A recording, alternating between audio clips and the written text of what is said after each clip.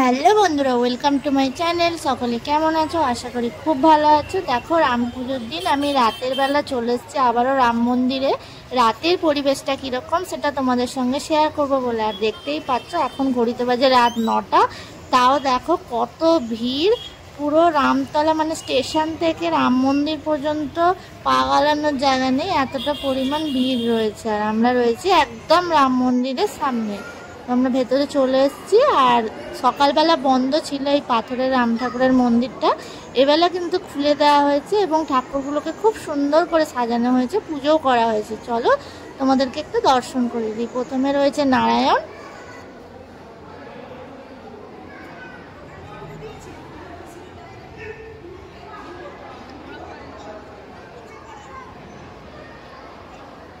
এই দেখো এবার তোমাদের রাম ঠাকুর ও সীতা মাকে দর্শন করাচ্ছি। অপূর্ব সুন্দর লাগছে ঠাকুরগুলোকে আজকে।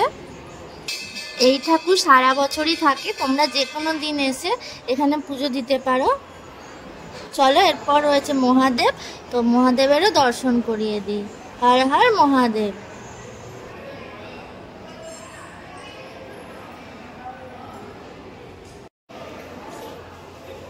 এবারে দেখো এই মন্দিরের ওপর থেকে আমি নিচের সাইডটা বা অপোজিট সাইডটা দেখাচ্ছি, কত সুন্দর লাগছে আর কতটা ভিড় দেখতে পাচ্ছ।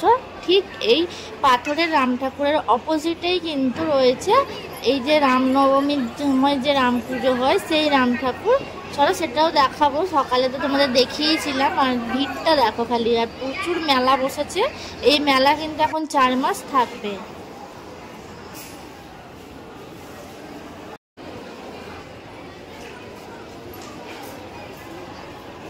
এই দেখো মেলার মধ্যে কিন্তু নানান রকমের খেলনা, তারপরে হচ্ছে নানা রকম সাজগোজের জিনিস, ঘরের সাজানোর জিনিস, এই সমস্ত কিছু তোমরা পেয়ে যাবে এই রামরাজার তলা মেলাতে।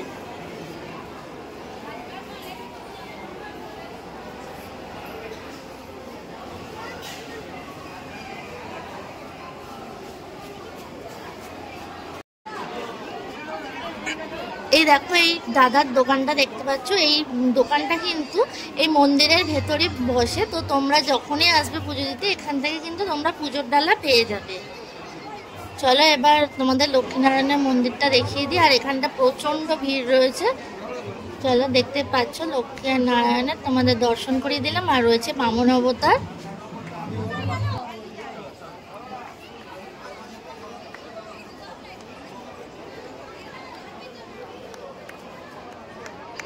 এবার তোমাদের দেখাবো বজরংবলীকে। আর বজরংবলীর ওখানেও কিন্তু প্রচণ্ড ভিড় হয়েছে, সকলে পুজো দিচ্ছে এখনো পর্যন্ত। রাত্রির হয়ে গেছে। আর এখানে কিন্তু হনুমান জয়ন্তীর দিনে পুজো হবে, তো তোমরা যারা যারা হনুমানজির পুজো দিতে চাও ওই দিন কিন্তু এখানে আসতেই পারো। চলো এবার তোমাদের যে গোপালা রাম ঠাকুর আর সীতা মায়ের দর্শন করাই। দেখতে পাচ্ছ কতটা ভিড় রয়েছে সামনে। আস্তে আস্তে আমরা সামনের দিকে যাচ্ছি আর তোমাদের দর্শন করাচ্ছি।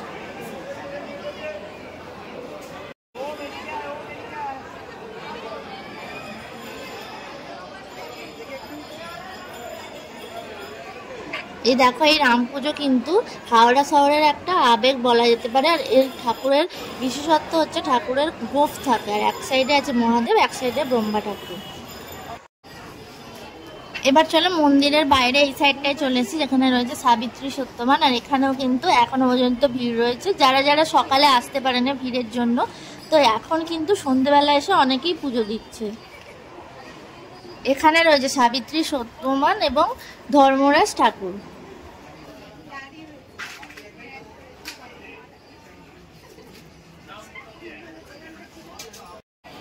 চলো আমি এবার মন্দির থেকে বেরিয়ে যাচ্ছি। তোমরা কারা কারা সকালে এসছো বা বিকালে এসছো রামতলা, তো অবশ্যই কমেন্ট বক্সে জানিও। কারা কারা হাওড়া থেকে দেখছো সেটাও জানিও। আর যদি ভিডিওটা ভালো লাগে সকলের সঙ্গে প্রচুর প্রচুর শেয়ার করে দিও। তো তোমাদের তো রামরাজার তলায় রাম ঠাকুর দেখিয়ে দিলাম। চলো এবার তোমাদের একটু একটা বড় বজরংবলীর দর্শন করাবো। তার আগে দেখো বাইরে বেরিয়ে চলে এসেছি। এবার আমরা যাব দালাল পুকুর। তো দালাল পুকুরের ওখানে একটা বড় বজরংবলী পুজো হয়, সেটাও তোমাদের দর্শন করাবো। ভিডিওটা স্কিপ না করে সঙ্গে থাকো।